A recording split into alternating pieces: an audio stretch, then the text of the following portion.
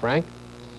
India has asked UN Secretary General Font to use the influence of his office to stop what the Indian ambassador called the massacre of unarmed people in East Pakistan by the West Pakistan Army. Earlier, sources in India said that West Pakistan was continuing to bomb parts of East Pakistan, although the West claimed to have the rebellious province under complete control. And official sources say the Indian government has learned that the rebel leader of the eastern province, Sheikh Mujibur Rahman, is free and is not imprisoned as claimed by the West. Michael Clayton of the British Broadcasting Corporation was one of many Western newsmen expelled from East Pakistan the day after the shooting started. I was in the lobby of the Intercontinental Hotel in Dhaka last Thursday night when Pakistan soldiers suddenly hauled down the East Pakistan independent flag outside the hotel and burnt it.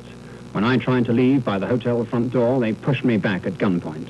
The army clampdown on Dhaka had begun. It was a ruthless exercise in intimidating the city's virtually unarmed population. Later on Friday, from the hotel, we watched tanks rumbling through Dhaka's mostly empty streets. Occasionally, a few warning shots were fired to keep people indoors. There'd been very little resistance by East Pakistan independence volunteers. An ordeal by fire was the next phase in the army's plan to quell Dhaka's resistance to the central government. Huge fires were started, including the students' hostel and some of the most crowded housing areas. Wrecked cars marked the spot where, during the night, I'd seen troops demand surrender from local people. Then they fired into the alley and burnt down a pro-independence newspaper office. Trucks of ammunition and weapons were driven away by the Pakistan Army after seizing them from East Pakistan police who'd cooperated with the independence movement. Some East Pakistani soldiers were also disarmed by the West Pakistanis. The army broadcast curfew warnings and wrenched down independence flags from Dhaka's shops and houses.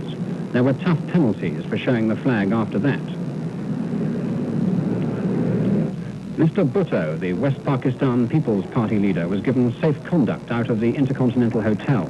He'd been attending the constitutional talks with the president. The troops warned us they'd fire at cameramen, and this film was shot by a French team from the hotel windows. It's the only film to escape the rigorous searching by the military authority when we were expelled. The president's ambition, he says, is still to transfer power from his army to the people. But that goal seemed remote as the army ruthlessly established its control and inevitably bred still more resentment among the Pakistani community. Even when the curfew was lifted, the troops were to prevent gatherings of more than 5 people for the next 3 days at least. They clearly relished their role as the masters of East Pakistan.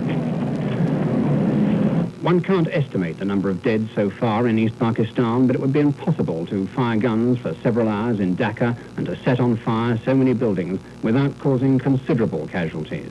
It's a desperately overcrowded community of people mainly living in shanty houses. The prospect of real resistance by the East Pakistanis is much better outside the towns. And if they organize an effective guerrilla force in the country, the East Pakistanis could, in the long run, still make it impossible for West Pakistan successfully to continue its domination from its power base 1,000 miles away. Michael Clayton, BBC News, reporting. Senator Stuart Symington said today the United States should